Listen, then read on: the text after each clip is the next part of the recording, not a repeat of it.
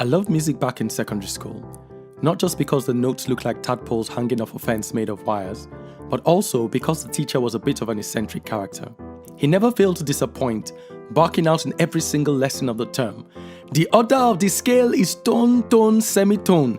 Say it after me. Tone, tone, semitone." One of the very first symbols I learned about in a musical manuscript was called a semibreve or rest. This is actually a silent note that usually starts off the musical piece, punctuates it all the way through, and then rounds it off at the end. Those playing the overture had to read the silent notes as well as the audible ones.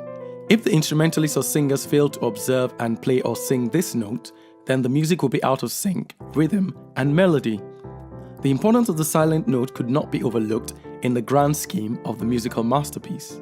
Silence is not only for music, it is for life. And through the several phases of our lives, we learn to be silent and we learn to speak. As a child, I got told off by adults, "Don't speak unless you're spoken to. Mommy is talking, be quiet. Be seen and not heard." Those instructions were frustrating because as far as I was concerned, I had a lot I wanted to say. As maturity came, I realized that there was wisdom in the rebukes I received to hold my peace until I was allowed to speak. Sometimes the wisdom of our thoughts can only shine through after a moment of meaningful silence. Do you know anyone who's a chatterbox? They are nice for a while, but as they grow on you, all you can think of saying to them is, "Why don't you just shut up?" The poem from which we get the saying, "Silence is golden," goes something like this. Silence is the element in which great things fashion themselves together, that at length they may emerge, full-formed and majestic, into the daylight of life, which they are thenceforth to rule. Do this thyself, hold thy tongue for one day, on the morrow how much clearer are thy purposes and duties. Speech too is great, but not the greatest. As the Swiss inscription says, "Sprechen ist silbern, Schweigen ist Gold." Or as I might rather express it, speech is of time, silence is of eternity. When we are conceived, we do not have a voice for the first 9 months of our existence.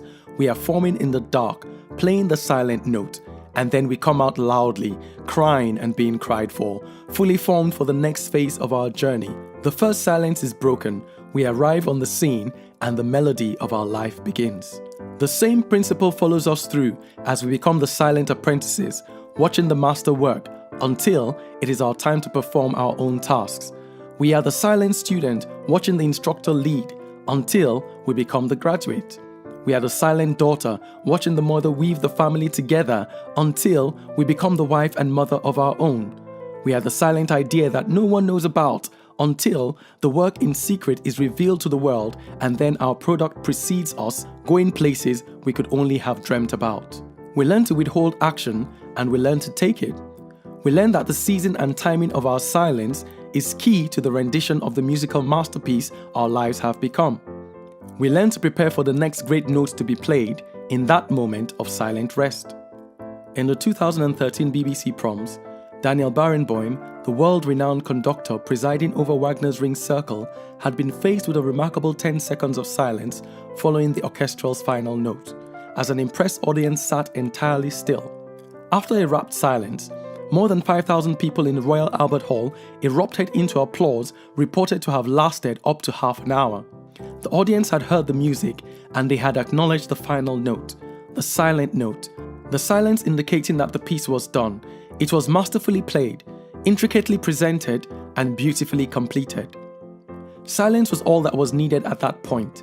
When they took in what had just happened, what had just graced their ears, they could not help but respond in thunderous applause and appreciation for music well played.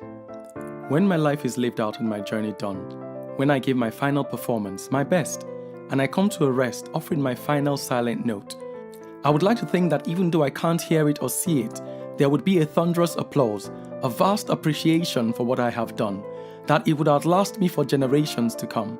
I have finished well, I have played masterfully, I have lifted the spirits of my audience, and now it's time for those who watched me perform to respond.